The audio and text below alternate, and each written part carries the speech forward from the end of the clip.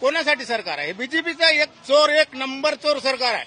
त्याच्यासारखं चोर सरकार नाही आहे. पण मग त्यांनी तर आता म्हटले अबकी बार 400 वर 400 बार काही नाही, ते ईएम मुळे 400 भरण्याची अवकात नाही. सालेची निवडून याची अवकात नाही आहे.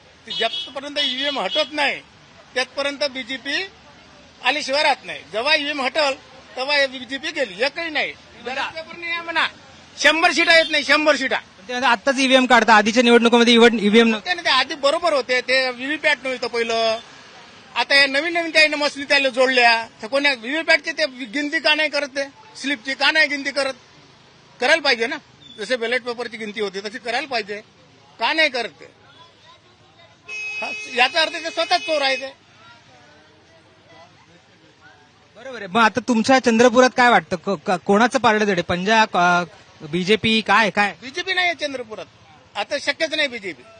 मुश्किल लगेच झालं. हद के पार झालं. आता 400 पार नाही, अभी हद के पार होंगे. अभी महाराष्ट्र के बाहर होंगे अभी बीजेपी. पण ते म्हणतात की बा काँग्रेस भावनिक राजकारण करते, बाळू धानोरकर गेले म्हणून. हे साले किती दिवसापासून टपून होते का आम्ही सत्तेवर येऊ.